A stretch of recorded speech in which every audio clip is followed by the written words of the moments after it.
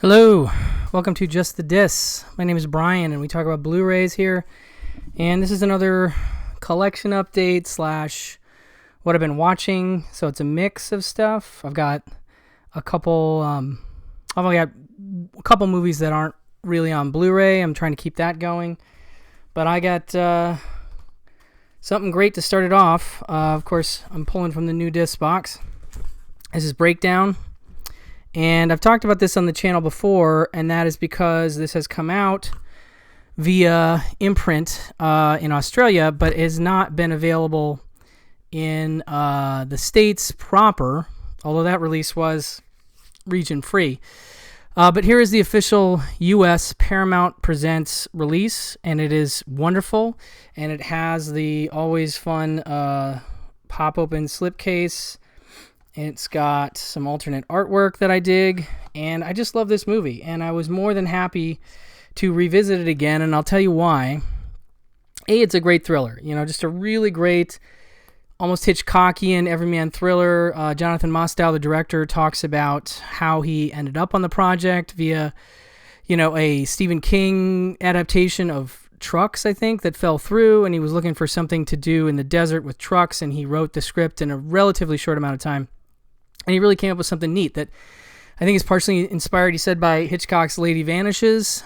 And, just a great thriller. A guy and his wife in the desert, they have a breakdown, and she disappears, and that's all I'm going to say. But Kurt is great in it, and what's really great about this release is we have some new features here. We have a new filmmaker focus with Jonathan Mostow, which is great, about 10 minutes. And then an interview with Kathleen Quinlan, and then an interview with Martha De Laurentiis, or talking about Martha De Laurentiis. And there's also the alternate opening to the film, which is really neat because it's an opening that Mostow was asked to film, and he didn't like, and he didn't end up using, and so you get to see it in its entirety. It sort of sets up a little backstory for the Kurt Russell character, which I think is totally unnecessary. You just don't need it. And thankfully, they decided after some screenings that they didn't need it, and so they cut it out. But so they have it here, and they have it also with commentary from Mostow, which is great. But the real gem here is the new commentary with director Mostow and Kurt Russell. And for those of us that have heard Kurt Russell on commentaries with other directors, including, of course, John Carpenter, we know that Kurt Russell has a hoot every time he does a commentary track, and this is no exception. And he has a really pretty solid memory for a lot of things that went on during this production, and he just has a lot of fun stuff to say, as does Mostow. They just have a really good time revisiting the film, and I really, really enjoyed that commentary. So I'm really glad that was added to this release. In terms of the transfer, I think it may be the same transfer. I couldn't tell. This looks very good, but having those extras that top the imprint release really pushed this one over the top for me. It's a must. I'll be brief about some of these here. This is the Dune 4K, the limited edition Steelbook, which, again, I don't usually go Steelbook, but for whatever reason, I just dug the original cover versus the Sandworm cover. And so this is a beautiful, again, hard box, the way Arrow does it properly. Beautiful thickness. It's got a nice little poster thing happening there. Then you have the actual steelbook itself, and a bunch of postcard type stuff in here.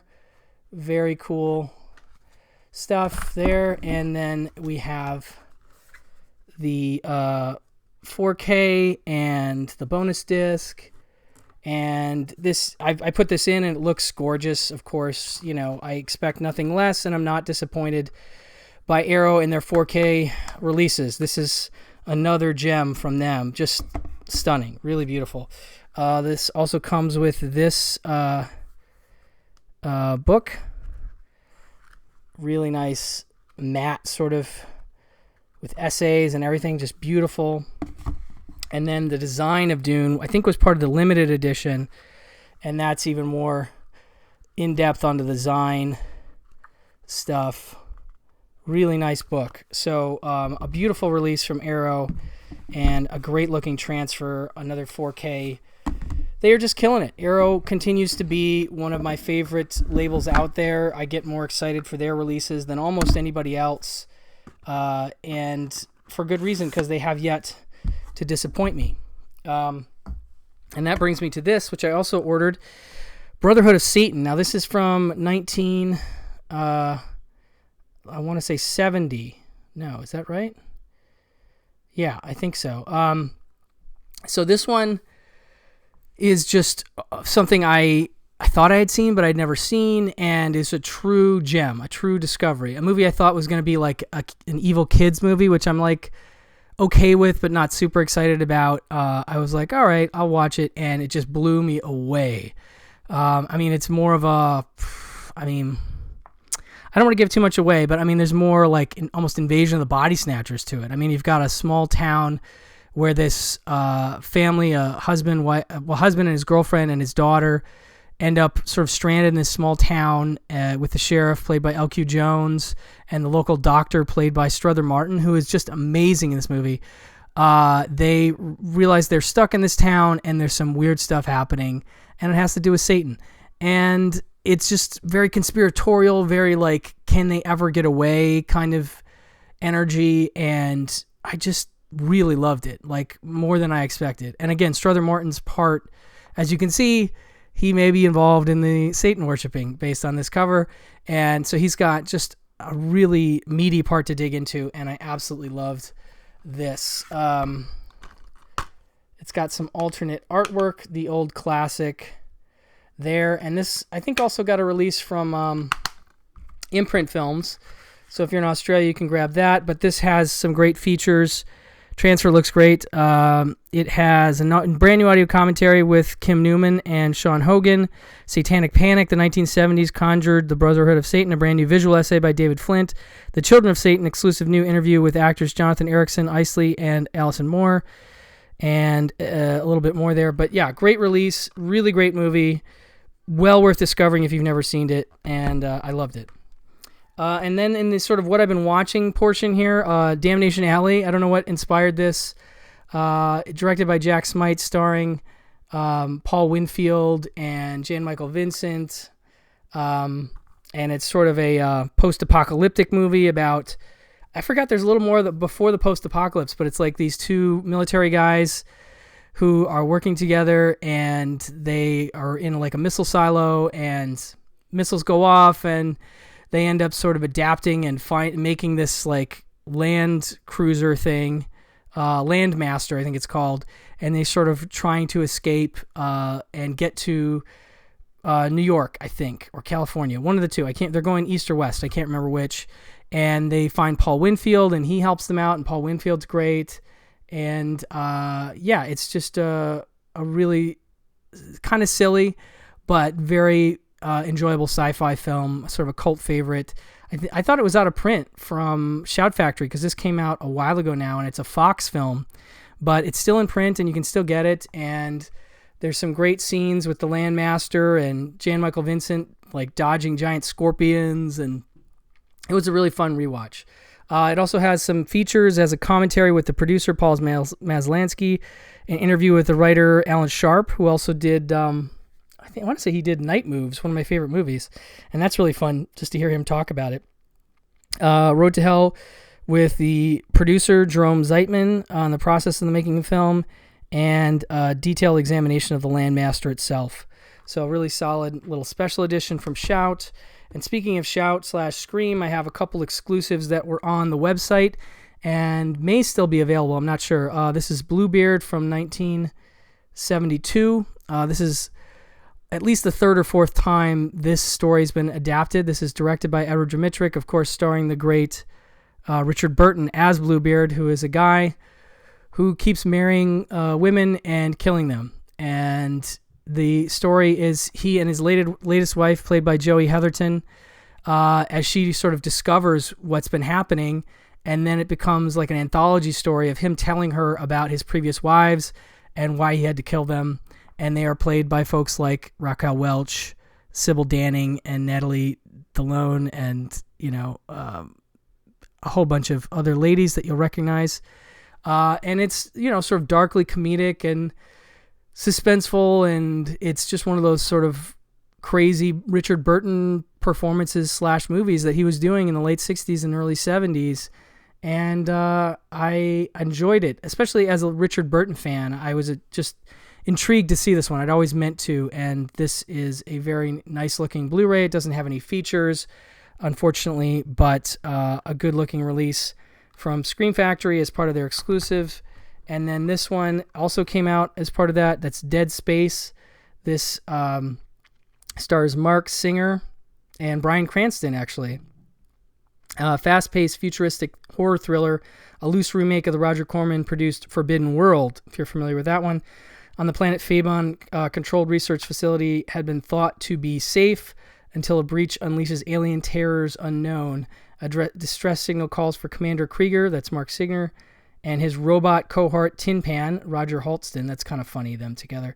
Together they must contend with a rapidly spreading virus and an odd growing cocoon.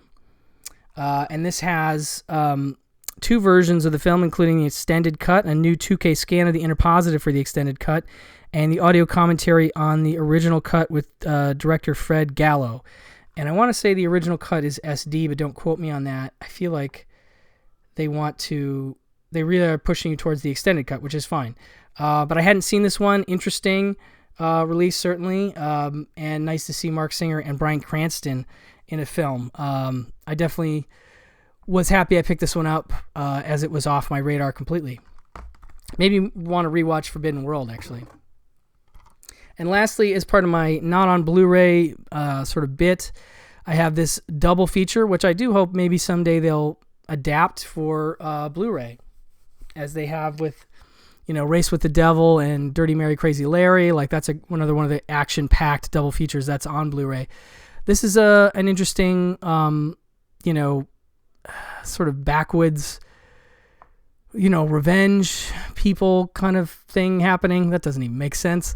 Fighting Mad is a film by the great Jonathan Demme, and it stars Peter Fonda as a guy who returns home to his family farm after some time away, and he comes to realize that there is a large mining conglomerate that's trying to buy up all the land around the strip mines nearby, and including his dad's farm. His dad does not want to sell, but of course this corporation is not above doing some really underhanded stuff, including killing people and causing general ruckus near their property and just getting the cops in their pocket. It's a real problematic thing, and it actually has a great role for Harry Northup as the local sheriff, who is trying to remain impartial, but is obviously in a tough spot with a big corporate machine nearby pushing their money at him and their influence.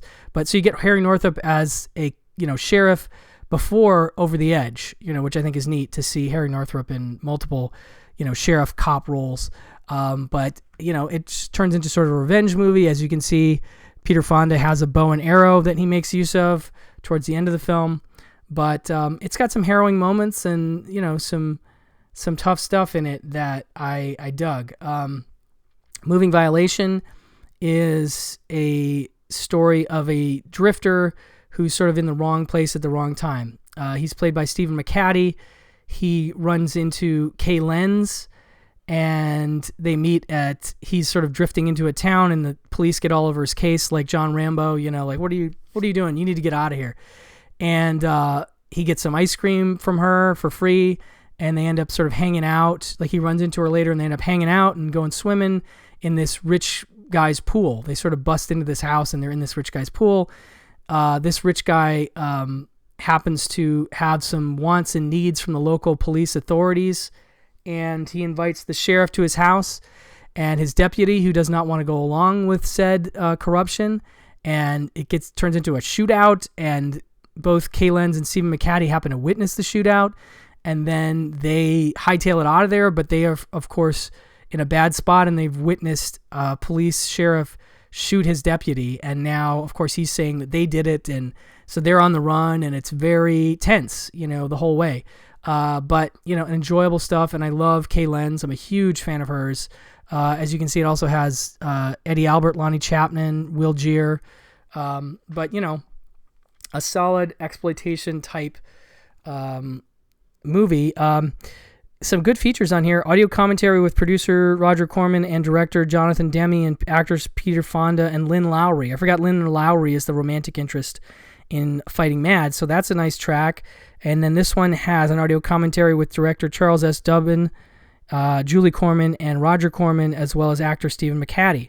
So actually a really nice DVD set, that, like I said, I would love to see this get upgraded to Blu-ray, either separately or as a single release. I'd love a single release. I love these double bills, But anyway, I'm going to try and keep going the not on Blu-ray thing. And hopefully I have enough stuff to carry me through the next month or two or more, where I've just been digging into my DVDs and going, okay, what do I have that's not on Blu-ray and is interesting and I feel like watching? And that was the one for this round. So anyway, that's it for this collection update. Hopefully some interesting stuff here for you, and I'll have another one probably next week. So thank you so much for watching, and I'll talk to you soon. Bye-bye.